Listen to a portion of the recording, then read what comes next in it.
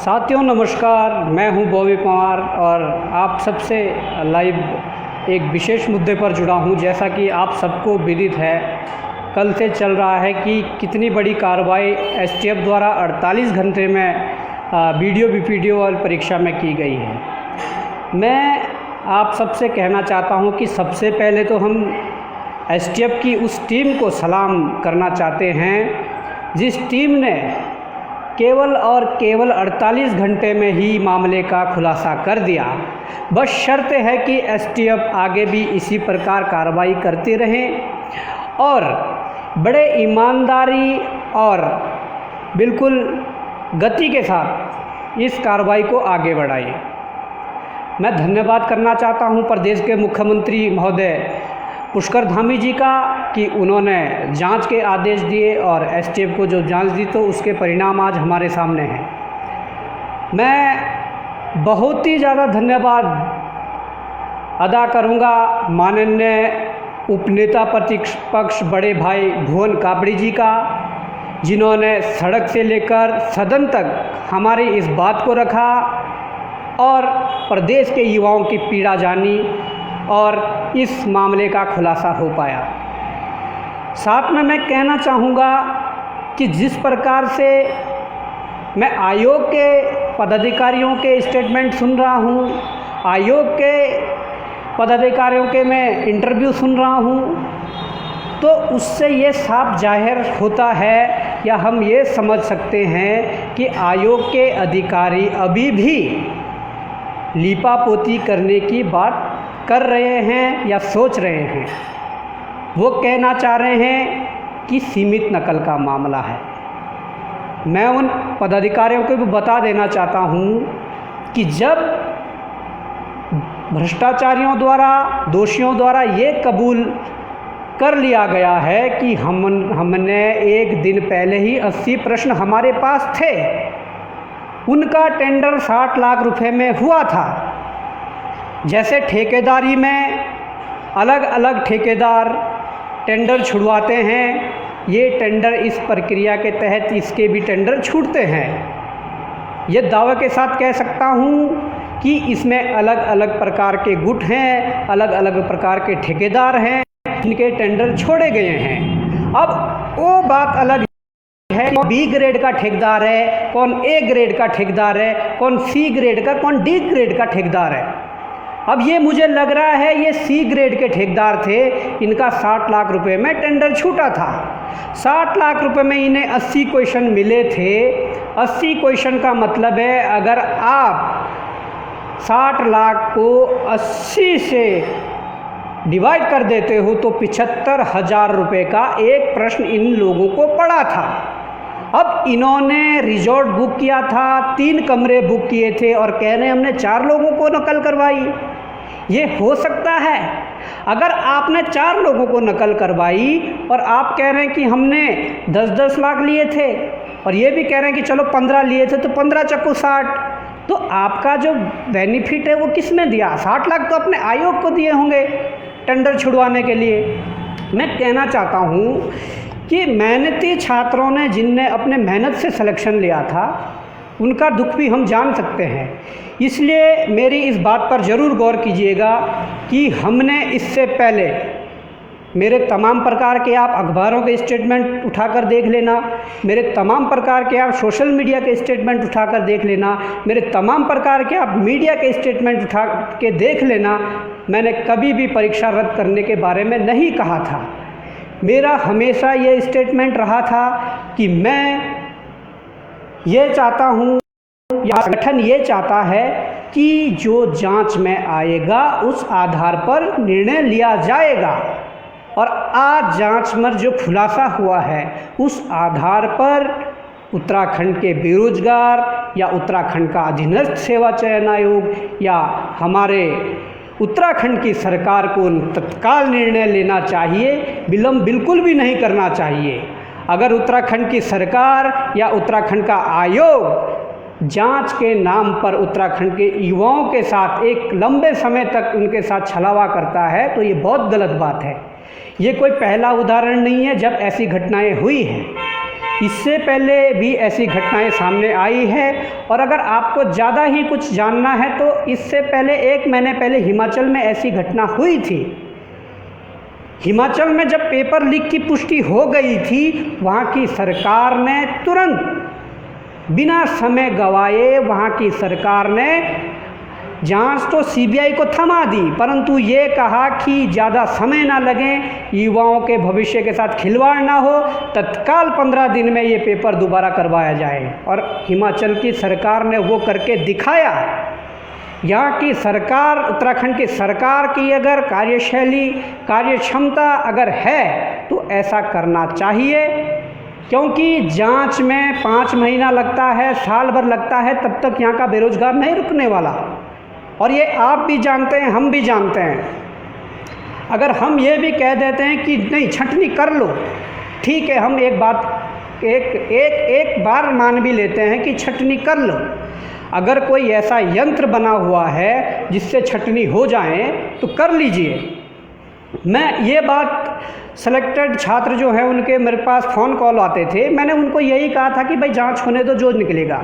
और जहाँ तक छंटनी की बात है, उनसे भी मैं यही उस समय कहता था कि भाई जब दूध और पानी को आपस में मिला दिया जाएगा तो हमारे पास तो कोई ऐसा इंस्ट्रूमेंट नहीं है कि हम उसको अलग अलग कर सकें। वो बात सत्य है कि कभी गेहूं के साथ गुण भी पिसता है, और वो पिसता हुआ नज़र आ रहा है इस घटना के बाद, क्योंकि उन्होंने स्पष्ट रूप से कह दिया कि हमारे पास पेपर से पहले दिन रात को 80 क्वेश्चन थे। तो जब 80 क्वेश्चन थे, जो वो 2 पकड़े गए अभ्यर्थी, उनका सेकंड शिफ्ट का पेपर था, और जो हमारे पास स्क्रीनशॉट थे वो भी ऐसे ही फर्स्ट शिफ्ट के स्क्रीनशॉट थे। थर्ड शिफ्ट में आप देख सकते हैं कि 92.50 से शुरू होकर मेरिट नीचे आ रही है। तो मैं उत्तराखंड सरकार से भी यही कहना चाहूँगा कि एसटीएफ ने जिस प्रकार से जांच प्रारंभ की है, यही गति एसटीएफ की रहनी चाहिए, यही पारदर्शिता एसटीएफ की रहनी चाहिए, यही उत्तराखंड सरकार की रहनी चाहिए। और उत्तराखंड सरकार जांच एजेंसी पर दबाव बिल्कुल भी ना डाले, क्योंकि इसमें अब जो मामले खुलने वाले हैं, वो चाहे इंस्टीट्यूटों को लेकर हो या लाइब्रेरी को लेकर हो या कोई पार्टी के पदाधिकारियों को लेकर हो, जो मामले खुलने वाले हैं वो बड़े ज़ोर से खुलेंगे। और हमने भी ये कसम खाई है कि भाई जब हमेशा यही लड़ाई लड़नी है तो एक ही लड़ाई बार बार नहीं लड़ी जानी चाहिए। इस लड़ाई को अंजाम तक पहुंचाने के लिए आप सब प्रदेश भर के युवाओं को एकजुट होना होगा, क्योंकि एक ही लड़ाई को बार बार लड़ने से फ़ायदा नहीं है। मैं कहना चाहूँगा कि भाई जब एक लड़ाई को बार बार लड़ा जाए तो उसका कोई औचित्य नहीं रह जाता। हाँ, एक बार आप पूरी सफाई कर दीजिए ना, बड़े बड़े जो मगरमच्छ है, बड़े बड़े जो माफिया है, उनको सबको अंदर कीजिए। जिन अभ्यर्थियों ने पैसे दिए हैं उनको जेल के अंदर डालो। ये परीक्षा नहीं देंगे। ये नहीं कि फॉरेस्ट गार्ड की तरह एसआईटी रिपोर्ट में नाम आता है कि इन लोगों ने ब्लूटूथ के माध्यम से नकल की है। एसआईटी रिपोर्ट में नाम आता है एक गवर्नमेंट डॉक्यूमेंट, उसके बाद आप उनको ज्वाइनिंग देते हैं, इसकी भी जांच होगी। फॉरेस्ट गार्ड में जो जांच समिति बैठी थी, उस जांच समिति में कितनी पारदर्शिता थी, उसकी भी जांच होगी। वन दरोगा में कितना बड़ा भ्रष्टाचार हुआ है, अपने लोगों को 20-20 नंबर बढ़ाकर 27-27 नंबर नॉर्मलाइजेशन में बढ़ाकर कैसे फ़ायदा पहुंचाया गया, उसकी भी जांच होगी। जो भर्तियां विवादित रही है, उस हर एक भर्ती की जांच होगी। इस लड़ाई को अंजाम तक ले जाने में आप सबके सहयोग की ज़रूरत है। हम धन्यवाद करना चाहेंगे कि विपक्ष के उपनेता प्रतिपक्ष माननीय भुवन कापड़ी जी ने इससे ज़ोरों शोरों से उठाया, और उसके बाद अब जब कार्रवाई हुई तो मुख्यमंत्री जी ने भी आदेश दिए। तो हम यही अपेक्षा करते हैं वो नेता चाहिए विपक्ष का हो, वो नेता चाहिए पक्ष का हो या प्रदेश का मुखिया हो, हम उनसे यही अपेक्षा रखते हैं कि जब भी युवाओं के भविष्य के साथ खिलवाड़ होने की बात आए तो सबसे आगे हमारे नेता प्रतिपक्ष या नेता जो पक्ष के नेता हैं वो सबसे आगे खड़े हों। मुखिया हैं युवा मुख्यमंत्री, वो आके खड़े हों कि युवाओं के साथ ये नाइंसाफ़ी नहीं होने देंगे। यहाँ पर मूक दर्शक बने रहना शोभा नहीं देता। हम किसी पार्टी विशेष की बात नहीं करेंगे क्योंकि यहाँ पर पार्टी विशेष की बात करके फ़ायदा भी नहीं है। भाई बेरोज़गार हैं, बेरोज़गार किसी पार्टी का नहीं होता। बेरोज़गार कांग्रेस के घर में भी बेरोज़गारी है, भाजपा वालों के घर में भी बेरोज़गारी हैं और अन्य जो राजनीतिक दल हैं उनके बेटे उनके बच्चे भी बेरोज़गार हैं। इसलिए बेरोज़गारी के मुद्दे पर राजनीतिकरण नहीं करना चाहिए, ये सभी दलों को समझ लेना चाहिए। हाँ, जो बेरोज़गारों के साथ आगे कदम से कदम मिलाकर चले, बेरोज़गारों के साथ कंधे से कंधा मिलाकर चले, उनका स्वागत होगा, उनका सम्मान होगा, उनका समर्थन होगा, वो चाहे कोई भी राजनीतिक दल का व्यक्ति हो। मैं कहना चाहता हूँ कि इस जांच में ना लीपापोती की जाए। जो आयोग में बैठे अधिकारी हैं जो कह रहे हैं कि आयोग से ही पेपर लीक हुआ है, मैं नहीं समझता हूँ उन छोटे से प्यादों ने जिनकी आपने गिरफ्तारी करवाई है, उन छोटे से प्यादों ने पेपर बाहर निकाला होगा। जब उनके सर पर आयोग के बड़े अधिकारियों का हाथ रहा होगा, पेपर तब ही बाहर आया होगा। मैं ये दावे के साथ कहता हूँ और ये कह देना चाहता हूँ कि इसकी भी जांच होगी और उनकी भी जांच होगी जो छोटे मोटे कर्मचारी रहते हुए जिन्होंने करोड़ों अरबों की संपत्ति बना ली, सब उनकी भी जांच होगी। जिनके पास 10 साल 12 साल 15 साल पहले खाने के लिए पैसे नहीं थे, जिनके घर में कद्दू की सब्जी बनती थी, रोटी और दाल और भात नहीं बनता था, कद्दू की सब्जी पे गुजारा करते थे, आज उनके पास अरबों की संपत्ति है, करोड़ों की संपत्ति है, उनकी भी जांच होगी। परंतु मैं प्रदेश के युवाओं से कहना चाहता हूँ, प्रदेश के अभिभावकों से कहना चाहता हूँ कि आप यदि ऐसे समय में एकजुट होकर लड़ेंगे, पार्टी विशेष की बात नहीं होगी, लड़ना पड़ेगा। आपके बच्चों का भविष्य अंधकार में जा रहा है। आपके बच्चों के हक की जो सीटें हैं, आपके बच्चों के जो हक है, उस हक को मारा जा रहा है। हम चाहते हैं कि प्रदेश में भविष्य में इस प्रकार की घटनाएं ना हों, तो इस जांच को इतना साफ सुथरी तरीके से करना होगा, इतनी पारदर्शिता के साथ करना होगा कि भविष्य में ऐसी घटना को अंजाम देने वाले व्यक्तियों के जो सोचेगा वो 100 बार सोचेगा कि नहीं, यदि हमने ऐसी घटना को अंजाम दिया तो हाल बीडीओ जैसे दोषियों के साथ जो हुआ वैसा हमारा हाल होना है। ये मिसाल पेश होनी चाहिए दोस्तों। मैं प्रदेश सरकार से भी गुहार लगाऊंगा, भले ही हमने सड़कों पर आंदोलन किए, परंतु आज अगर मुख्यमंत्री ने जांच के आदेश दिए तो उनके आभारी हैं, परंतु आभारी तब तक रहेंगे जब तक पारदर्शिता जांच में बनी रहेगी। जहां पर हमें थोड़ा भी संदेह हुआ कि मामले की लीपापोती की जा रही है, मामले को दबाया जा रहा है, तो उसके बाद आप देख लेना कि क्या होता है। उसके बाद बॉबी पवार दावे के साथ कहता है कि उसके बाद अगर आप इस जांच में भी लीपापोती करते हैं तो सीबीआई जांच के आदेश होंगे, ये लिख के ले लो। सीबीआई जांच के आदेश होंगे, तब चाहे किसी अधिकारी की कुर्सी खतरे में पड़े या नेता की कुर्सी खतरे में पड़े या मुख्यमंत्री की कुर्सी खतरे में पड़े, हमें परवाह नहीं है। हाँ, अगर पारदर्शिता के साथ जांच होती है और उन बड़े बड़े माफियाओं को अंदर करा जाता है, उन पर आजीवन ऐसे कामों पर प्रतिबंध लगा दिया जाता है, क्योंकि हालात वो नहीं होने देंगे जो फॉरेस्ट गार्ड में हुए, जिन्हें तुमने पकड़ा, जिन्हें जेल भेजा, उन्हें कुछ दिन के लिए नौकरी से हटाया, आज नौकरी कर रहे हैं। ये नहीं होने देंगे, बिल्कुल नहीं। जो इसमें दोषी थे, जो जेल गए, आज इंस्टीट्यूट चला रहे हैं, ये नहीं होने देंगे। ये उत्तराखंड का युवा है और ये बदलते उत्तराखंड का युवा है। हमारे आंदोलनकारियों ने उत्तराखंड बनाने के लिए उत्तराखंड आंदोलन लड़ा था, परंतु उत्तराखंड का युवा अब उत्तराखंड को बचाने के लिए आंदोलन लड़ेगा। यदि थोड़ी भी लीपापोती किसी ने की तो समझ लो हालात बहुत बुरे हैं। इसमें ना तो किसी अधिकारी को बख्शा जाएगा, इसमें ना किसी नेता को बख्शा जाएगा, क्योंकि हम हक की लड़ाई लड़ना जानते हैं और बहुत ही अच्छी तरह से लड़ना जानते हैं और बहुत अच्छे तरीके से ईमानदारी से इस लड़ाई को लड़ा जाएगा। अगर जांच में थोड़ी भी नाइंसाफ़ी हुई छात्रों के साथ तो प्रदेश के लाखों बेरोजगार और अपने अभिभावकों के साथ सड़कों पर होंगे। ये समय का चक्र है, जब घूमता है तो बहुत ही बेहतर तरीके से घूमता है, तब पता नहीं लगता है कि कौन पाताल का आसमान तक पहुंच गया, कौन आसमान का पाताल तक पहुंच गया। तो मैं तो यही रिक्वेस्ट करना चाहूँगा कि बिना समय गंवाते हुए छात्रों को एक डिसीजन दे देना चाहिए कि क्या होना है। डिसीजन तो साफ है कि क्या होना है। सुप्रीम कोर्ट की गाइडलाइन है कि पेपर लीक की पुष्टि होती है तो री एग्ज़ाम होता है। मैं कहना चाहता हूँ कि जब ये सुप्रीम कोर्ट की गाइडलाइन है तो आप बिना समय गंवाए हुए ये तय कर दीजिए आपको परीक्षा 30 दिन के अंदर करानी है या 60 दिन के अंदर करानी है। इससे ज़्यादा समय नहीं लगना चाहिए। प्रदेश के बेरोजगारों का अहित हो रहा है।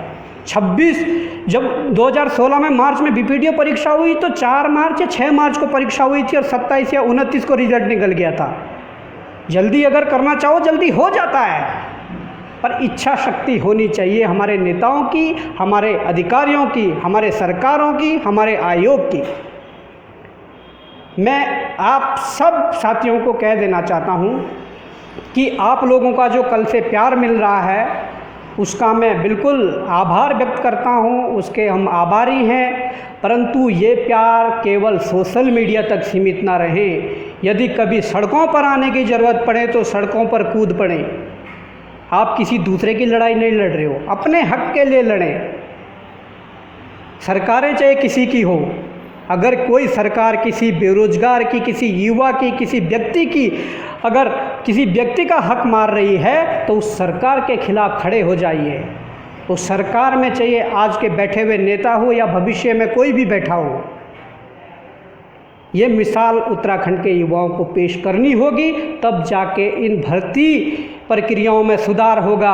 और कम से कम जो कोचिंगों में मोटी मोटी फीस देकर और लाइब्रेरी में मोटी मोटी फीस देकर जो पढ़ रहे हैं, उसके बाद उन लोगों का चयन होना प्रारंभ हो जाएगा। ना कि ठेकेदारी करके आए व्यक्ति का चयन होगा, ना कि नेतागिरी करके आए हुए व्यक्ति का चयन होगा, और ना ही किसी विदेश से आए हुए व्यक्ति का चयन होगा। चयन होगा उसका जो योग्य है, और हम भी यही वो चाहते हैं कि योग्य व्यक्तियों का चयन हो। ये हमारी लड़ाई है और इस लड़ाई को हम ज़्यादा लंबी नहीं लड़ेंगे। अब बार बार इस लड़ाई को नहीं लड़ेंगे। दूध का दूध, पानी का पानी अभी होकर रहेगा। भ्रष्टाचारी अंदर जाकर रहेंगे। भ्रष्टाचारियों पर जो भी कार्रवाई करनी है वो होकर रहेगी। ये मैं बता देना चाहता हूँ। इस लड़ाई में युवाओं का समर्थन चाहिए। कोई भी अकेले किसी लड़ाई को नहीं लड़ सकता है। अगर सेनापति के साथ सेना नहीं होगी, सेनापति नहीं जीत पाएगा। तो इसलिए आप समर्थन करिए इस मुहिम का और देखिए, अपनी निगाहें जमाए रखिए एसटीएफ पर, अपनी निगाहें जमाए रखिए जांच समिति पर, अपनी निगाहें जमाए रखिए सरकार पर कि कब ना बदल जाएं। अगर ये थोड़ा भी संदेह हुआ कि मामले को दबाने की बात हो रही है तो तुरंत आह्वान कर दिया जाएगा। प्रदेश के 13 जिलों के छात्रों को अपने अभिभावकों के साथ सड़कों पर आकर आंदोलन करेंगे, लोकतांत्रिक तरीके से आंदोलन करेंगे, गांधी जी की सिखाए गए रास्ते पर आंदोलन करेंगे और ज़रूरत पड़ी तो कानूनी तौर से भी आंदोलन लड़ेंगे। तो ये वीडियो ज़्यादा लंबा ना हो, इसके लिए मैं आप सबसे विदा चाहता हूँ और सब छात्रों को कहता हूँ कि हमेशा अपने हक की लड़ाई लड़िए। आप बॉबी पवार के लिए मत आइए, आप भुवन कापड़ी के लिए मत आइए, आप पुष्कर धामी के लिए मत आइए। आप आइए अपने लिए, अपने अधिकारों के लिए, अपने भविष्य के लिए या उत्तराखंड के भविष्य के लिए। तो साथियों, अब ये बात हमने कह दी है, ज़रूरत पड़ी तो हम फिर भी लाइव आएंगे और मैं कह देना चाहता हूँ कि ये उत्तराखंड का युवा अब बदलना चाहिए, क्योंकि जिस युवा ने लड़ाई लड़ी थी राज्य बनाने के लिए, उन युवाओं की तरह आज के युवाओं को बनना होगा। फेसबुक, व्हाट्सएप, इंस्टाग्राम से बाहर निकलकर सड़कों पर लड़ाई जब लड़ेंगे तो परिणाम अपने आप आते हैं, और परिणाम इतने सुखद होते हैं कि कल आप लोगों ने देख ही ले होंगे। हमारी जो 5-6 सालों की मेहनत, सड़कों की जो मेहनत है वो दिख रही है, पर प्रदेश के तमाम उस बेरोजगार की मेहनत दिख रही है जिसने लंबे समय से इस सिस्टम का विरोध किया कि गलत हो रहा है, गलत हो रहा है, गलत हो रहा है। परंतु आज ऊपर वाले ने ये बात सुनी, समय का चक्र घूमा, तो उसके बाद आप देख सकते हैं कि क्या से क्या हो गया। और अभी कुछ भी नहीं है, 2% जांच नहीं मानता हूँ मैं इस चीज़ को जो अभी तक हुई है। बड़ी बड़ी मछलियों का हमें भी पता है, बड़े बड़े माफियाओं का हमें भी पता है, किसे कितना राजनीतिक संरक्षण मिल रहा वो भी हमें पता है। उन सब का हिसाब होगा और हिसाब होकर रहेगा। ये आप गांठ बांध लो।